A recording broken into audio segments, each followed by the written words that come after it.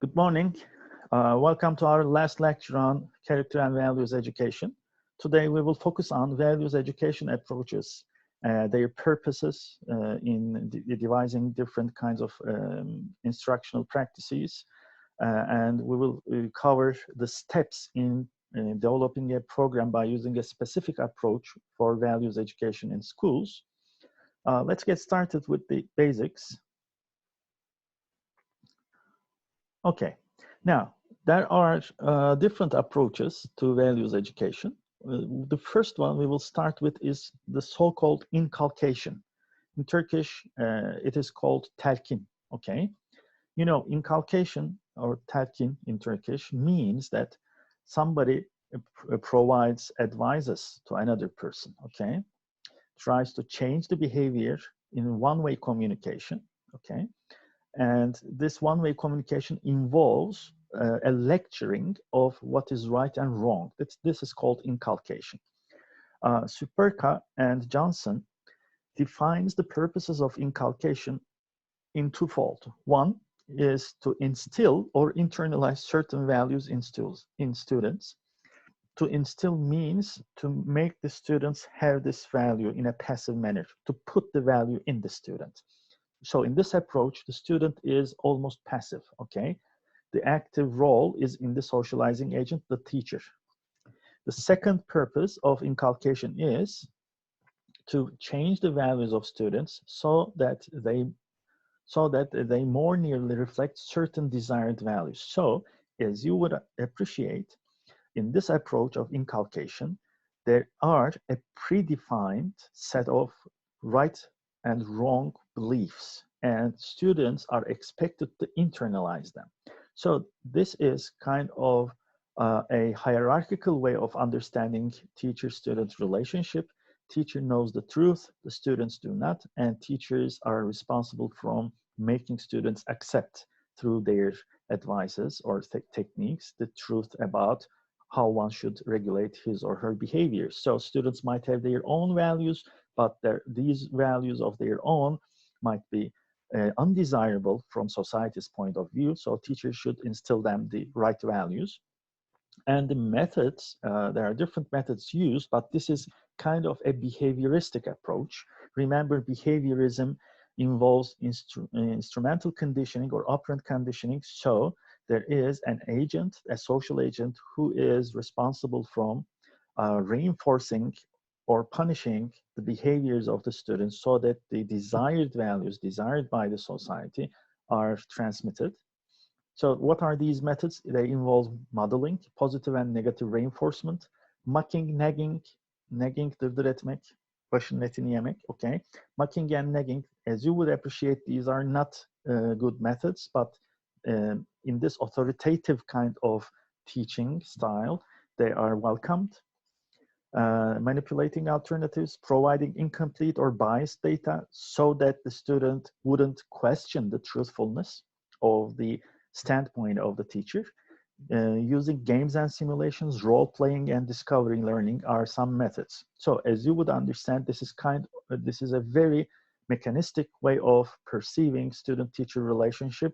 Students are passive and teachers are active, so there is no internalization actually, it is transmission through behavioristic techniques. The purposes of inculcation method can be further defined in this way. In inculcation approach, values are viewed as standards or rules of behavior whose source is the society or the culture. So culture is trying to adapt the new members into its own system, into its fabric. So it is responsible from transmitting the values of its own. And valuing means using the values and appreciating the importance of certain values.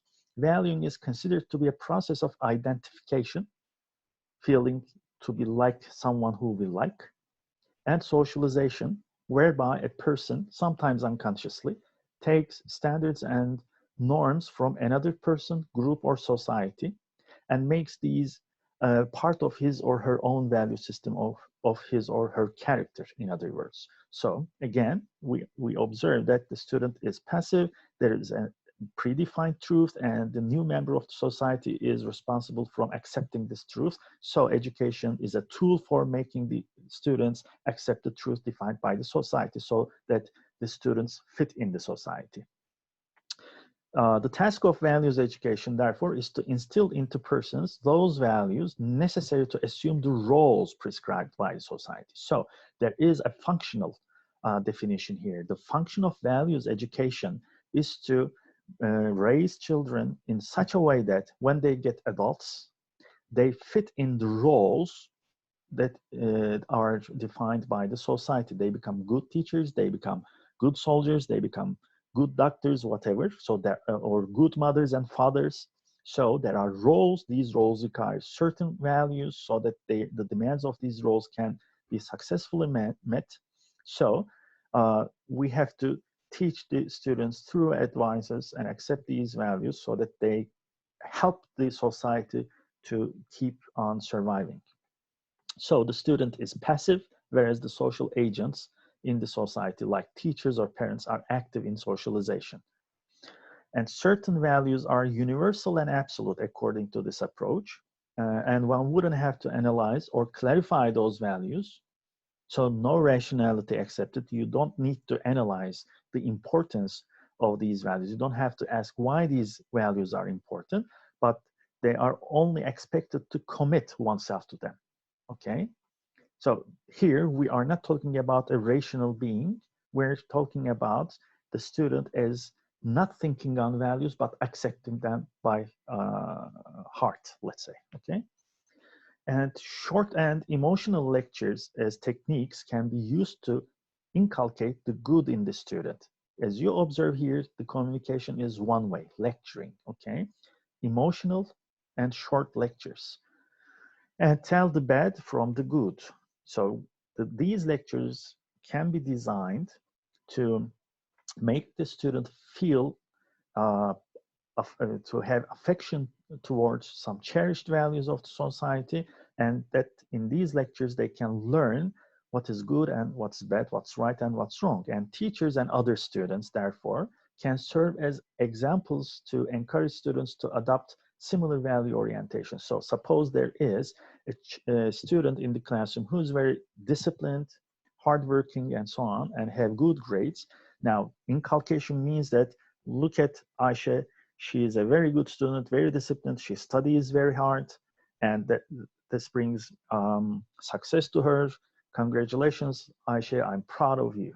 So making Ayşe a model in this manner, and I'm sure all of you would react to such kind of a social comparison process because it would cause some people to feel bad about themselves, but this is part of inculcation. So mostly inculcation is not perhaps advised to be used as an approach in teenager and adolescent populations. That wouldn't work in these populations, but perhaps inculcation might work in small children with using the proper language that they can understand. Excuse me. Okay, now what are the steps in designing a values education program by using inculcation?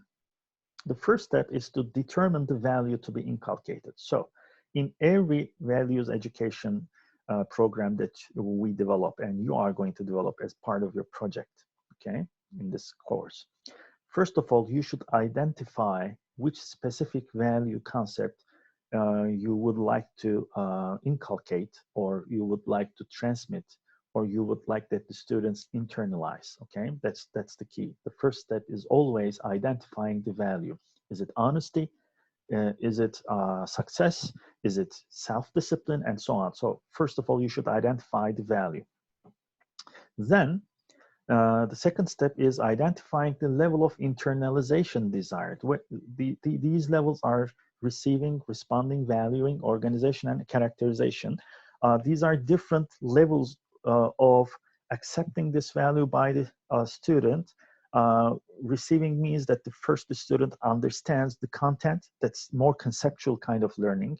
Responding means giving reaction, emotional reactions. Valuing means feeling importance of that value. Organization means making it part of one's own value system, and characterization means that the student acts in accordance with the value. So this is a very fast definition. These different levels are defined in detail in Spurka and Johnson, and you are required to read these definitions, okay? If you are to use inculcation, you have to make these levels clear in your projects. And then the third step is to specify the behavioral goal. What is the aim of inculcating students this specific value? What behaviors are you expecting to observe? And then the fourth step is the teaching step. You have to select an appropriate method of teaching. These methods are different kinds of behavioristic strategies or techniques. It can be increasing a behavior through positive reinforcement or modeling or role-playing.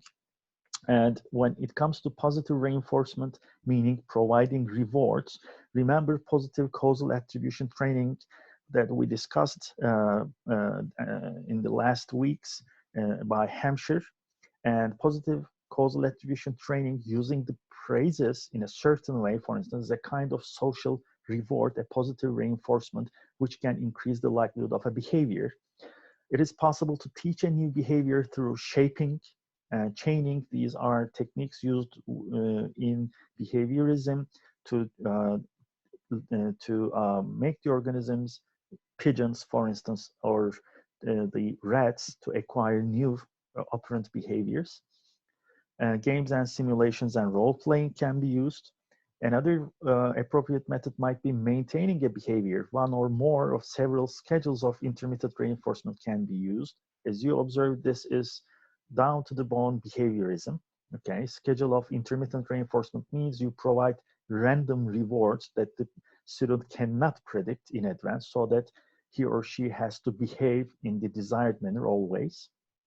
I guess you got the educational psychology or psychology of learning, and you might have known what schedule of reinforcement is.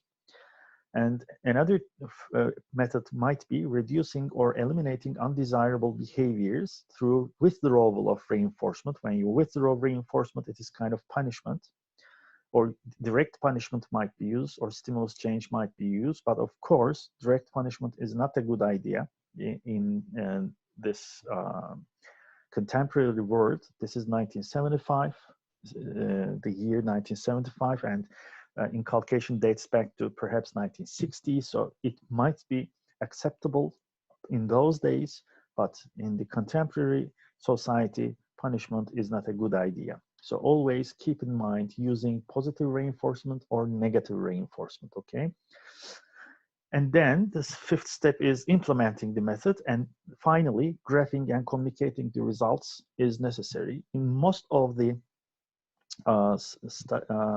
approaches, you would observe that there should be an assessment procedure which is required to observe whether the values education program was effective, and then sharing the results with the students about their values education outcomes is also important, because it is feedback, and this feedback is valuable for the students to cognitively understand how they changed, or whether they changed or not. So there should always be an assessment procedure to answer the question: is our values education program effective? And then it should be reported in some manner. So this is inculcation, which I wouldn't recommend a lot unless you are working with early age populations, okay? The second approach comes from developmental psychology and the moral development approach. It is based on Kohlberg's moral dilemmas, okay, moral development stages. I'm not going to go into detail of Kohlberg's theory, but again, you are required to read it from your developmental psychology textbook. Plus, Spurka and Johnson makes a very fast, very good summary of the theory.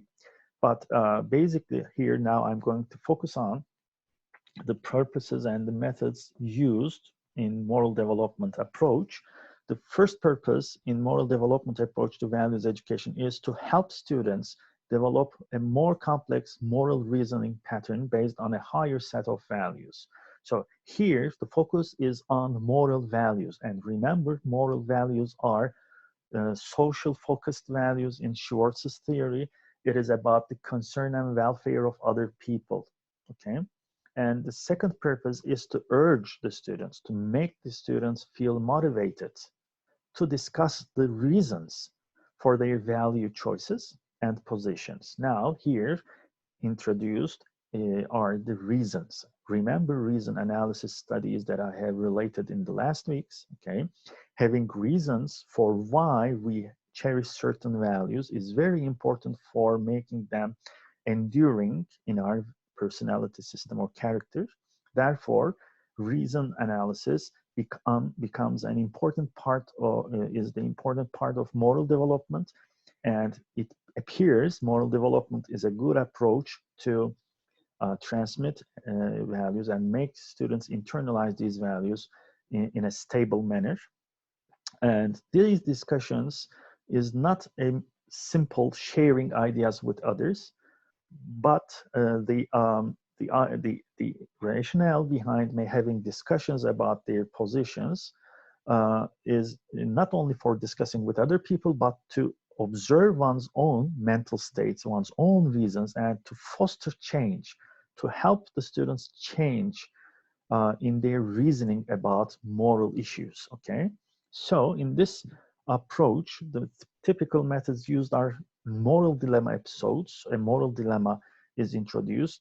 There are alternative ways of action, but each action might be problematic in terms of one or the other moral value, but the person in the story chooses one action. Whether it is a right or a wrong action should be discussed. This is the moral dilemma episode. And in small discussion groups, the students work on why it is right or wrong. So it is an argumentation, and it is relatively structured because some questions should be required to be answered by the students in, of course, a very tolerant and controlled environment. So the teacher is more active in this approach to assure that there is a tolerant, open-minded discussion in a context so that the students can feel free to make their positions clear to the other students and feel free to speak out their minds. That's a very important point. And the teacher should monitor the process always and shouldn't let anyone to muck with other person or to get aggravated with other person, to behave in an aggressive manner. But everybody should be tolerant in making their ideas clear to the other people. So if we go on with the purposes of the moral development approach, the moral reasoning approach to values education attempts to stimulate students to develop more complex reasoning patterns through successive and sequential stages. So there are different moral developmental stages in Kohlberg's theory, and from the lowest to the highest stage, an advancement is expected through using dilemma analyses, okay? So in each and every time, if the student keeps on analyzing moral dilemmas, finding out reasons for why what is right and what is wrong, then it is expected that the student will move up to a higher stage of moral reasoning. Therefore, in this approach, the emphasis is on reasoning and thinking. That's important. So it's a cognitively based approach. And values in moral development are conceived to be cognitive moral beliefs or concepts. So we use values as standards to judge the behaviors of others as depicted in the moral dilemma, okay? We evaluate the person in the story, in other words, by using certain values, and why we use these standards to evaluate the behaviors of this person in a certain manner is important. And the discussions about different positions is also important. Moral development approach takes into account the moral developmental stages according to Kohlberg, and attempts at increasing this level through moral reasoning episodes, as I said, and the same value can be conceptualized and realized differently in different stages. So in let's say pre-conventional level, a value is important to the extent that it helps the child to receive certain social rewards, and if the child behaves accordingly, he or she can avoid certain kinds of punishments. That's a very functional way of making a value important for oneself, but the conceptualization of the same value can be very different. It might, for instance, in the post-conventional stage, in the highest level, it can be conceived as having honesty as important in my character makes me more human. That's more high level of conceptualizing the importance of the value. So taking into account the moral developmental stage of the students, different kinds of moral dilemmas should be developed as materials. And students can comprehend, can understand reasoning patterns one stage below and one stage above their own level, as Kohlberg asserts it. And that exposure to the next stage of moral reasoning is essential for enhancing moral development. So if the student is at this level, exposing the student to a moral dilemma at that level would push the student to force to enforce himself to think in a more deeper way, so that through thinking about this dilemma, the student would move up to this new level. So what's the technique of moral development? First of all, the technique involves presenting a hypothetical or factual value dilemma story. A hypothetical one, a child who is very hungry and who does not have money steals something, a piece of bread or a piece of, let's say, dessert from a store, okay? And now that's a hypothetical case, but it can be a factual case. You might find these kind of cases from newspapers or from the internet. And then this story is discussed in small groups. And the technique also involves using short readings, film strips, or movies, and then students are presented with a story, perhaps, involving one or more characters confronted with moral dilemmas. The child, for instance, feels hungry. He doesn't want to steal, but he is about to starve, and he steals, for instance, okay? So you might use movies a lot in this kind of teaching, and students are, in moral development approach, students are urged to state a position, an attitudinal position, on what the person in the story should do, to provide reasons for this position, and to discuss these reasons with others. So let's assume that the story is about stealing something to eat, or this, he is just imagine that this story ends like this. Now the child just stands in front of the door of this grocery and looking inside, and what the child should do, you ask. Some might say he should steal, some might say he shouldn't steal. Then provide the reasons for why he should or he shouldn't, and then discuss these reasons with other students in the classroom. Okay, this requires active involvement, and this requires emotional involvement in this situation.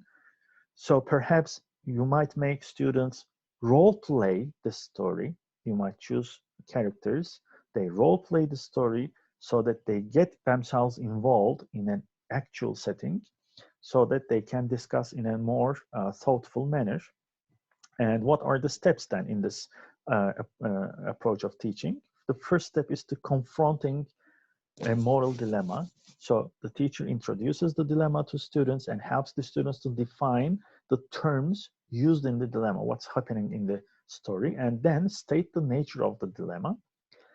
The second step is stating a position on the original or alternative dilemma. What does that mean? If the dilemma does not cause much conflict in the classroom, so you might write down a story which you believe there is a moral dilemma in it, but it is possible that most or all the students choose one position, okay? So if there's no conflict, there is no discussion, okay?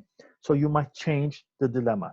So you should always have alternative dilemmas so that different students can be positioned on the opposite sides of the same story, and help the students establish their individual positions on the action, establish the class response to the position on the action. So first, each and everybody makes their own position. Then through discussions, as a large group, the class might come to a certain idea, a class response. It means everybody have more or less the same idea.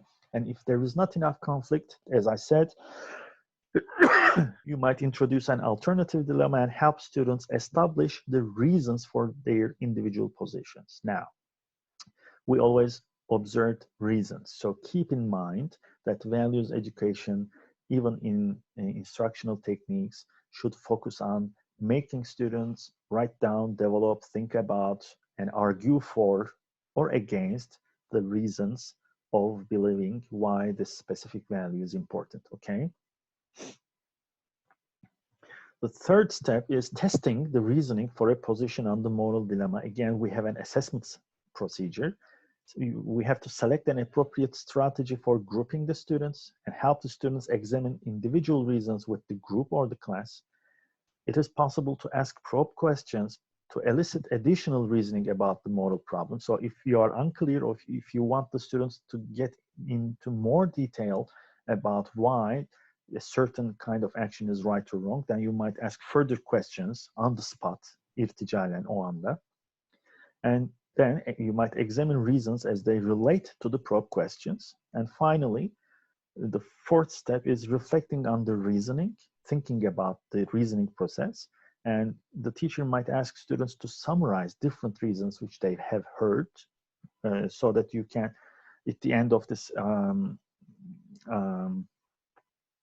activity, you might say every student, okay, now get a clear piece of paper, write down whatever reason you remember that is discussed in the classroom about this dilemma. So this is kind of enhancing the memory of about reasons. And remember, if reasons are well established in the long-term memory, then they are protective against change in values. And then the student might encourage the students to choose the reasons which they feel represent the best response to the moral dilemma, and you can discuss this as the best choice in the class. And then you might ask students if they believe there is a best answer for the problem. There might or might not be, but this stimulates the mind to think about, to force oneself to choose the best possible way of acting. And then the students and the teacher might add any additional reasoning which didn't occur from student discussions, not as the best reasons, but as additional reasons. What does it mean? It means that don't be intrusive. Let the students discuss freely. If they skip some important reasons, provide them these reasons. What do you think about that one? Is it possible that behaving in this manner is right or wrong from this point of view because of this, okay? So don't push the reason, just bring it to their attention and make them discuss on it. It's an additional reason, not the best one. So the students shouldn't consider it to be the position that the teacher has and the teacher is pushing the position, oh yes, we should internalize them, or okay, we react to them. So just bring it to the discussion. Okay. The third approach that we're going to focus on is value analysis. Now, the name implies the technique, value analysis, analyze the values. So the purpose of this approach is to help students use logical thinking and scientific investigation to decide value issues and questions.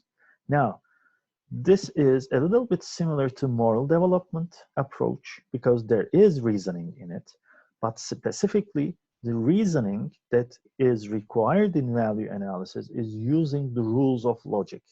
If this is the case, then this is the consequence kind of thinking, okay? It is not undisciplined thinking. It requires investigation of facts. That's what is called as scientific investigation. So scientific investigation means reading the literature, finding out facts which support one's own position. So this is kind of scientific thinking. And the aim is to decide to have decisions about value issues and questions, okay? And the second purpose is to help students use rational analytical processes in interrelating and conceptualizing their values. So here the focus is on the rational thinking faculty of the mind. So some methods such as structured rational discussions that demands the application of reasons again, as well as evidence. Now, it's not only it is not in this technique in value analysis, it is not only why this value is important, but there should be some evidence to the reason, okay? Therefore, researching becomes important in value analysis. By researching, I don't mean necessarily empirical researching, okay? But reading scientific papers, reading other kinds of knowledge sources, and finding important supportive arguments as facts from real life. This is important in this technique. Analyzing different cases, debating on issues, and having research are methods which can be used. So as you might appreciate, value analysis requires a higher order way of thinking. So perhaps it is more appropriate for using with perhaps with adolescents in high schools, so that they can have the opportunity to make search on internet to find facts, numbers, figures, graphs, statistics, and so on to strengthen their own positions. So value analysis aims at helping students use logical thinking and scientific investigation procedures in dealing with value issues. Like moral development approach, it also emphasizes rationality, and students are urged to provide rational justification for their value positions. I believe this value is important. Why? Because of this and this and that. Okay, is there any evidence to these reasons? Then it requires research, okay? And in this approach, the human being is a rational actor. So the human being uses his or her own mental faculties, cognitive processes in a logical manner, and then acts accordingly. That's what it means, rational actor in the world. And this rational actor can attain the highest good, the best possible solution for everyone, by subordinating feelings and passions to logic. So in this approach, our feelings and desires are observed as an interference with our thinking. So we should control our emotions to find the best solution. Now, I'm sure some of you would remember this approach in Pragmatism, okay, by John Dewey, okay? We should be pragmatic, rational, control our emotions, and think the best possible solution, which is the solution to adapt the person to the demands in the best possible manner. And the scientific method is also used, making literature search, perhaps making in high school students, for instance, you might choose to design empirical studies to test hypotheses, whether they think in the right or the wrong way. And in this manner, the aim is to resolve value issues according to reason and science. So this is the rational human being approach to values education. And the teaching methods which might be used can be individual and group study of social value problems and issues. So you might provide a topic to small groups. They read about these topics in the literature. They read about previous studies, empirical research, and that's why library and field research becomes important, because in library research, students have to read and find facts, statistics to support their ideas. And also rational class discussions like seminars or discussion in Socratic style. Socratic style, you mean, is debunking, trying to make the student to find his or her own faulty way of thinking through asking funny questions sometimes, okay? So these are the methods which can be used. So what are the steps in value analysis? The first step is, again, identifying and clarifying the value question. First, you have to find a question, a value problem. And the second step is to assemble a fairly wide range of facts. Assemble means to compile, to find and put them in the basket. Assemble, toplamak. A fairly, not very wide, not very narrow, but a fairly manageable amount of facts relevant for judging the value object. So the students shouldn't feel themselves lost in the literature, in other words, okay? Enough is enough. So they should find the most relevant truths or facts in different sources. And then in assembling the truth of facts, it is also important. It means there are facts, but are these statistics correct, for instance? So this is always being skeptical, okay? Who said this? What is the status of this person? Is this person an expert or not? Okay. Why should we believe in these figures? Are they verifiable?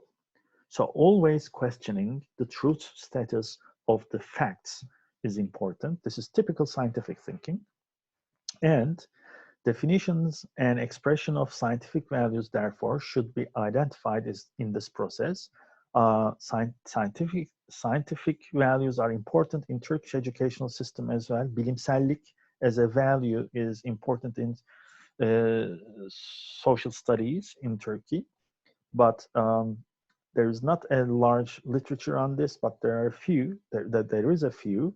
What are these scientific values? Rationality, akılcılık, skepticism, şüphecilik, open-mindedness, açık fikirlilik, creativity, curiosity. These are typical scientific values. I think that as a teacher, if you are to use value analysis, one of the first things to do is to teach the students the meaning of these scientific values and provide them examples for how they can use these values in thinking about issues at hand. The fourth step then comes as the clarifying the relevance of facts. That they might find many different statistics, many different events which seem to support their positions, but do they really support their positions? Are they relevant, or perhaps are they irrelevant? So there should be a clarification of the best facts to be chosen among this set of facts assembled previously. The fifth step involves arriving at a tentative value decision. Tentative, it might change, but according to these facts now, what do you think about this issue? What is right and wrong in this situation by using this amount of facts, okay? And the teacher is then expected to encourage the students to decide or choose the answer to the value question in a tentative manner. It is open to change. Remember, open-mindedness, openness to change is important. Then finally, the sixth step involves testing the value principle implied in the decision. Testing here means that if now, by just for instance, imagine that students focused on the problem of abortion, let's say, okay? They found certain facts about abortion, the abortion rates in different countries, in Turkey, the psychological experiences of people who did not have abortion, who had abortion, how they felt before, how they felt after, and what were the reasons for choosing not to experience abortion or choosing to experience abortion. Now, Through using these facts, then the student may come to a certain conclusion about abortion is good or abortion is bad, whatever, okay? But this is a principle, this requires a reason, a principle. Abortion is undesirable because of this and that reason, and this reason is supported by this fact, this reason is supported by this fact, and so on. So this is thinking about abortion only. But if a value is internalized, okay, then we should observe its effects on different issues as well. So the students might be asked to use the same principles in new cases, for instance. You might use the same principles in a subset of similar cases, which is called subsumption. They may change their roles now. Put yourself in the shoes of that woman. Now, how would you feel? How would you think? Role exchange, it means, and try to figure out universal consequences. What are the ultimate effects of such kind of a choice in this or that manner, okay? So please, in Superka and Johnson, in page 40 and 41, read this 6th step carefully. What new cases, subsumption, role exchange, universal consequences mean, okay? Okay, now, let's have a break at this point, and we will go on with value clarification in the next hour. Okay, let's have a 10-minute break.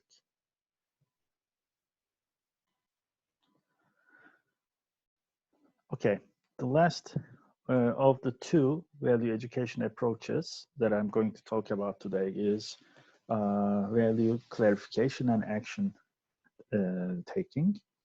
Value clarification has the purpose of helping students become aware of and identify their own values and those of others. Now, this is a major difference.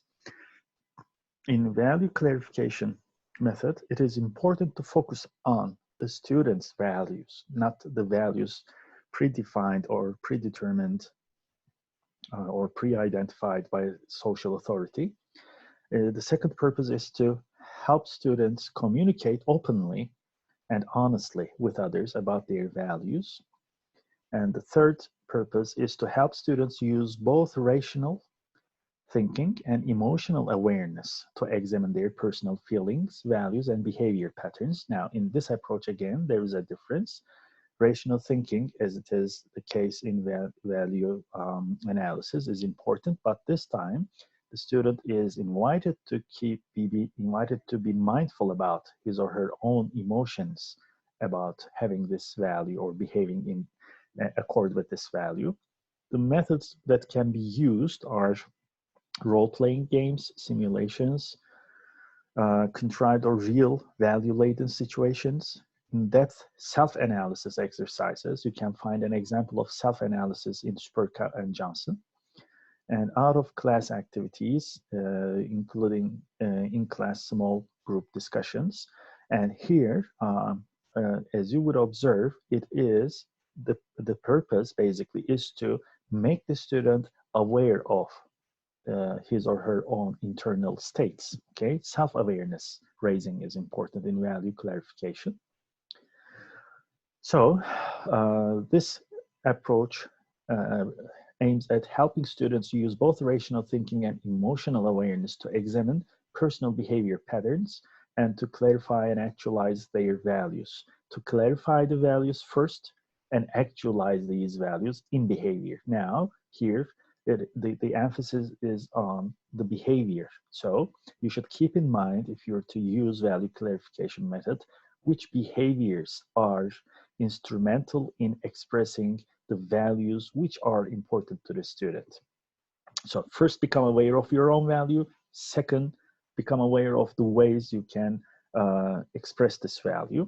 So students are encouraged to identify and become aware of their own values and the interrelationships among values. So it's not a single value, then the student is also welcomed to consider which other values might be related with the specific value.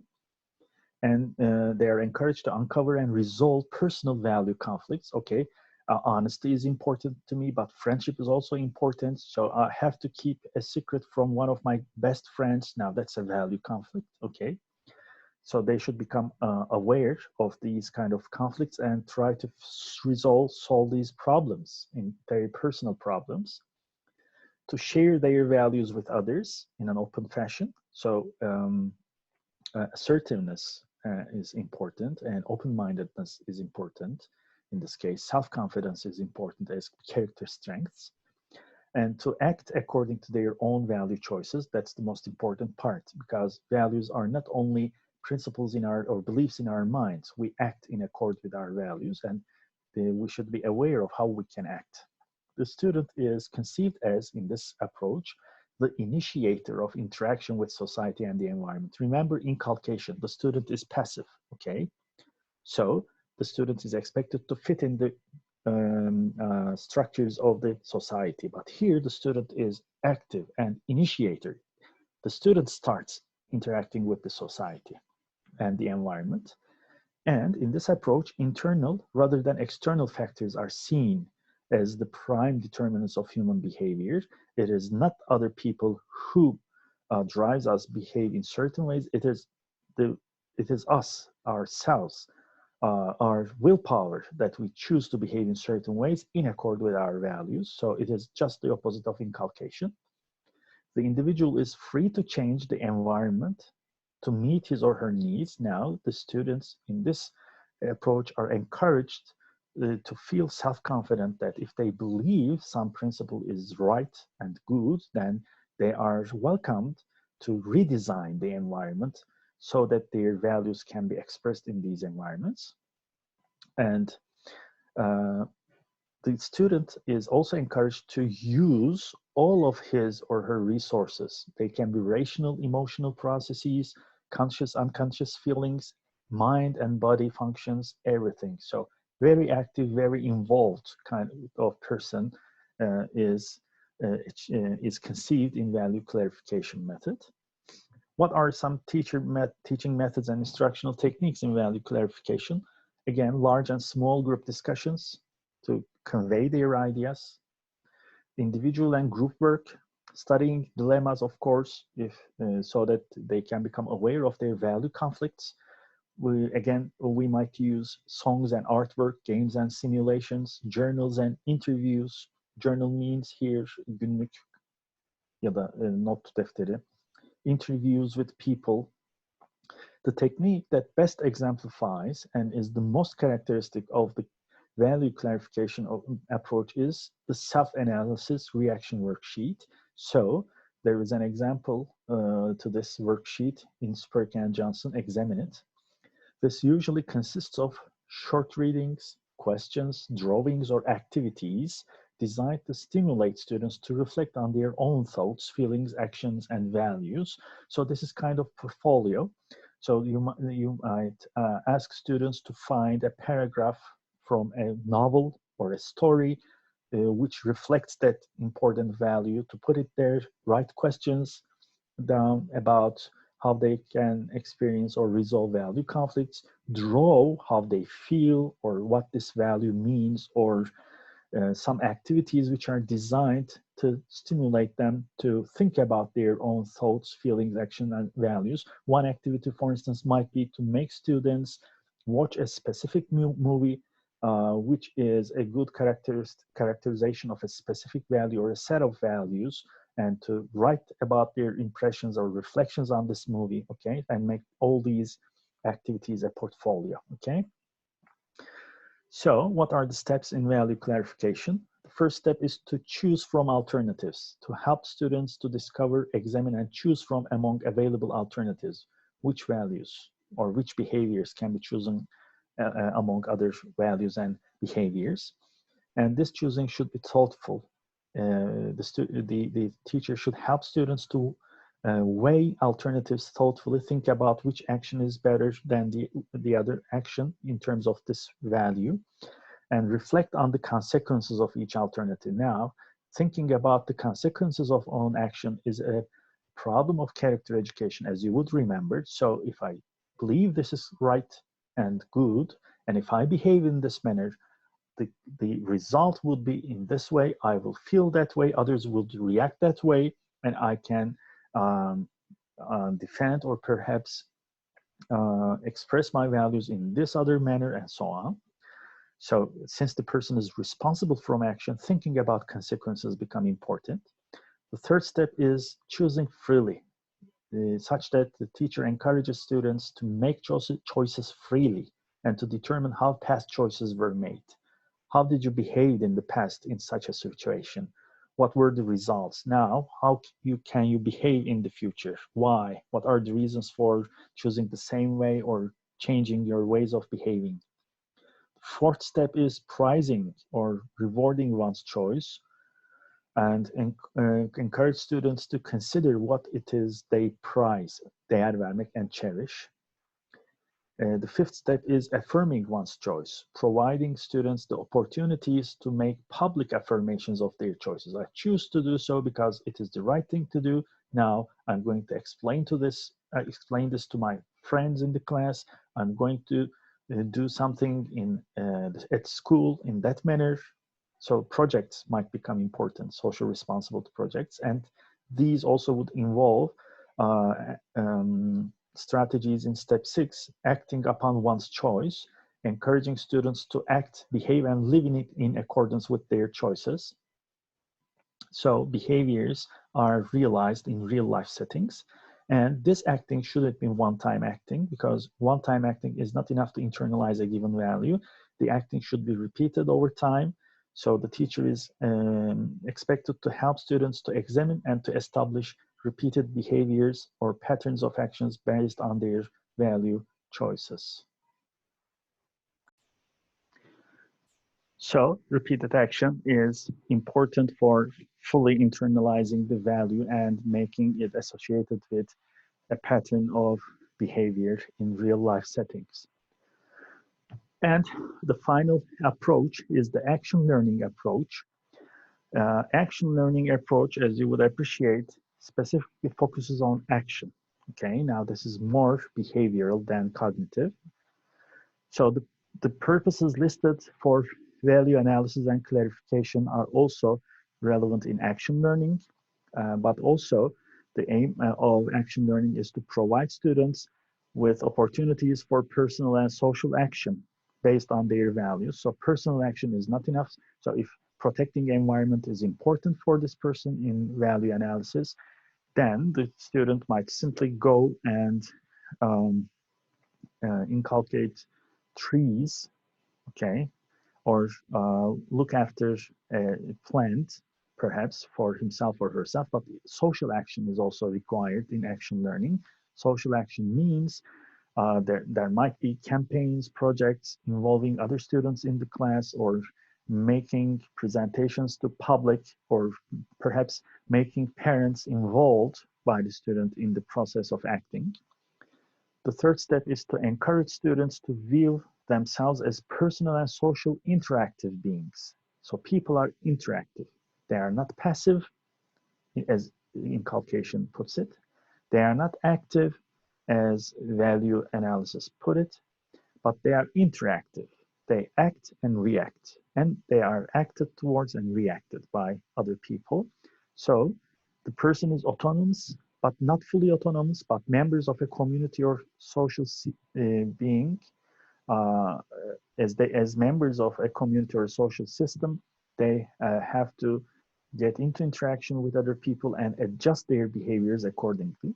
The methods in action learning involve the methods listed for analysis and clarification approaches, as well as action projects, as I told, within the school and the community, and skill practice in group organizing and interpersonal relations.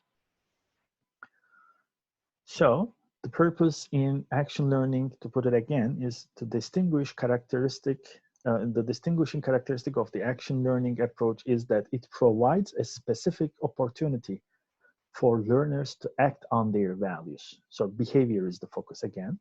And the other approaches, for instance, consider the person either as reactive inculcation. It calls reactive by Spurka, but I would call it passive. Okay, they are both true. I call passive because the student just simply listens and tries to adjust to the position of the authority, but also it is reactive because it is not starting an action by own free will, but it is starting an action because of an external authoritative force. That's why it is reactive. So inculcation conceives the human being as reactive, Analysis and clarification methods conceives the person as an active mind and bodily involved person. In moral development, it is both reactive and active, but in contrast, the action learning approach perceives the individual as interactive. And many of the teaching methods used in the analysis and clarification approaches are also applied in action learning. Two techniques unique to the action approach, however, are skill practice in group organization and interpersonal relations, and action projects. Okay, so students come into groups to do value-related actions together by interacting with other people, and action projects are also involved. And these specific techniques provide opportunities to engage in individual and group action in the school and the community. So what are the steps of action learning? The first step is to become aware of a problem or issue. Is the problem helping the disabled people in the traffic, for instance? So the teacher should help students become conscious of a problem troubling others or oneself. So it can be a problem which is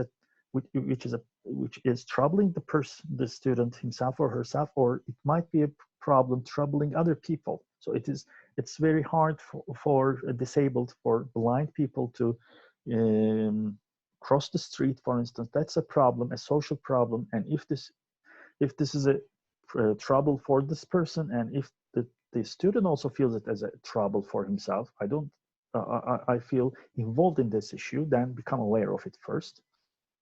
The second step is understanding the problem or issue and taking a position. So the teacher should help the student to gather and analyze information first. For instance, what's the probability or likelihood that a blind person would experience a traffic accident while crossing the street? So this requires perhaps library search or internet search. And to take a personal value position on the issue, what should I do as a responsible citizen, as a responsible person for the welfare or well-being of other people? The third step is deciding whether or not to act. So the teacher should help students to clarify values about taking action and to make a decision about personal involvement. Should I be involved in this or not? If I am to involve in this, why should I involve in this? What are my reasons for cherishing this value and this specific kind of altruistic behavior, let's say? The fourth step is planning strategies and action steps. So the teacher should help the students to brainstorm and organize possible actions and provide skill practice and anticipatory rehearsal. So how can we help a person who is blind cross the street? What are the steps? What are the actions? What skills do I need? So crossing the street can seem very easy thing to do for a person who can see. But if you are to help to a blind person to cross the street, you should be also mindful and careful about both your own safety and security and of the person that you're trying to help. So what are the skills in this case? So the fifth step is implementing strategies and taking action.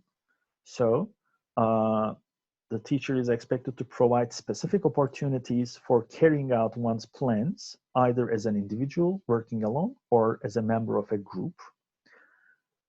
And the sixth step is reflecting on, thinking about, it means actions taken, and considering the following steps. So the teacher should guide students into considering the consequences of the actions taken for others, oneself, and in relation to the problem. So what are the consequences of helping a blind person cross the street, okay, for this person, for the student himself or herself, or what might change in the society perhaps by acting in this way? What are the consequences for the community and society? And also the teacher might guide students into thinking about possible next steps. What can you do? You cannot always help all the blind people to cross the street by simply guiding them to cross the street, okay? So what other following actions can be taken so that this becomes a well-established community action? Oops, sorry. So now this is the last approach that we are to talk about today, action learning. There are other approaches in Spurka and Johnson, but I'm not going to go into detail of these uh, uh, different other approaches. So these 6 approaches would suffice, 6 or 5, let me see again, okay. Inculcation, model development, analysis, clarification, and action learning, the 5 approaches. Now, whatever approach you choose now from this point on, you have to figure out the value. You have to figure out the attitude issues which are relevant for this value, or attitude objects which can be organized by this value. And then if a certain value is important for someone, what kind of attitudes he or she might have should also be conceived, and then how these attitudes would translate into specific value expressive or attitude expressive behaviors. So you should identify them. So these are excerpts from my book that I wrote for the Ministry of Family. And if you use this book as a guide, because it is a family training program activity book as well, remember, in value analysis, the first step is that the student identifies his or her own values. So in page 23 of my book, you would find an activity about constructing a value priority. Which value is important for you, okay? So this is clarifying one's own value priority. And then when a person believes a certain value is important, then this value should be translated into certain attitudes. How would this person evaluate certain attitude objects, social issues, people, events taking place in the country and in the world? What are the attitudes towards certain social issues related to this value? And then there are behaviors to be identified through which these values and attitudes can be expressed. So these activity sheets can be used by yourselves to, or you might also modify them as well, of course, but you have to, in your projects, consider value, attitude, behavior relations. So you might use this kind of an activity to make the students become aware of their own values and behaviors as it is identified in values clarification and action taking approaches. Reasons, remember, are important, especially in moral development approach and in value clarification approach. Okay, so in this page 36, the page to the left, you find an activity, an example of an activity. First step is to identify a value, then finding this is about identifying the value first, then finding a value expressive behavior, and then figuring out how it can be reinforced, okay?